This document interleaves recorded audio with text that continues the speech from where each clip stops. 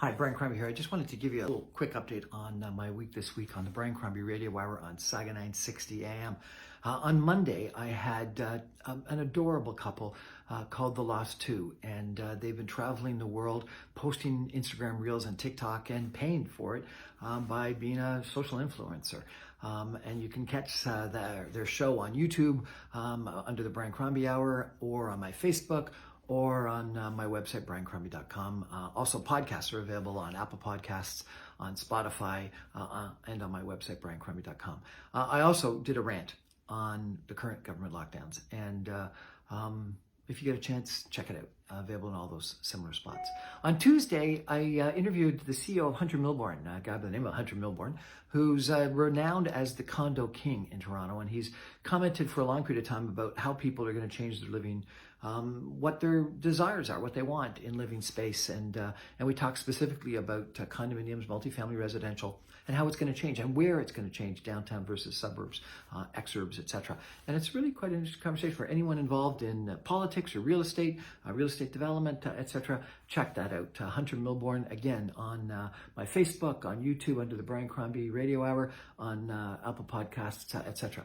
Tonight, Wednesday, I've got Jonathan English. He's the Director of Transportation Policy for the Toronto Region Board of Trade. And last week, they came out with a major new report on regional rail and how it can transform Toronto and the Greater Toronto Area. And it's fantastic. This guy is really interesting. He's got a PhD in urban planning and transit, and he studied Toronto's buses and their bus system to get his PhD. And we talk about all these underutilized rail lines that could be utilized to create effectively a surface subway for Toronto, for Peel, for York, and for Durham. It is amazing, and the man is fantastic. He's talking about 3 different stations, new stations downtown Toronto, including Spadina, Sherbourne, Cherry. He's talking about a whole slew of new stations, Mississauga, a new rail line that goes all the way through Mississauga up to the north end of Brampton, a new line that goes through Woodbridge to Bolton, and a new line across the middle of the city between DuPont and Davenport, with stations at the junction at Kipling, on the west, in the center at Casaloma and Summerhill, and in the east at Thorncliffe Park, the Science Center, Scarborough Town Center, the zoo. It's amazing. This man's report is well worth reading, and the interview is, for me, a lot of fun, and you can see that at 7 o'clock. You can listen to it at 7 o'clock on 960 AM, or streamed online at saga960am.ca, or tomorrow you can get the video on my Facebook, on YouTube, and the podcast available in all those different places as well. On Thursday, I've got a fascinating lady.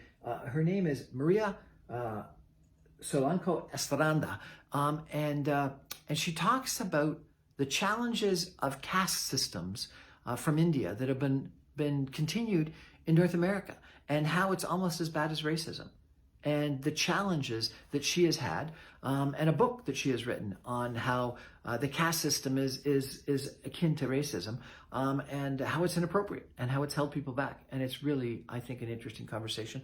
She's a beautiful young lady. She's an articulate young lady. She's an author. She's a commenter on fashion and on culture, and she feels very profoundly harmed by this caste system policy, and clearly an issue in India, but more importantly for her is that it's been brought to the Western world, and it's I think, a really interesting conversation.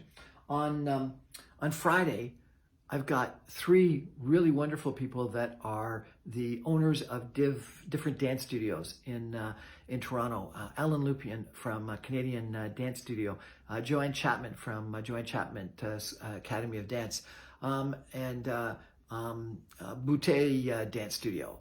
And we talk about how the government lockdown rules to dance studios specifically are very unfair.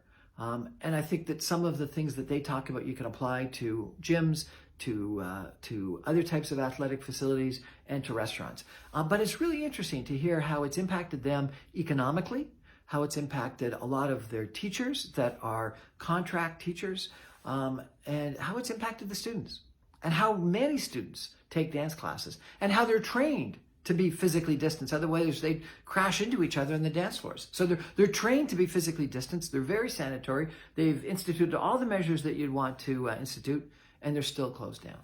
And it's a huge shame. And then I've got Laurie Williamson, who is a fascinating lady who's gone through a trauma, and has come through the other side. And she talks about resilience. She talks about trauma. She talks about how you find your passion in life. It's a good chat.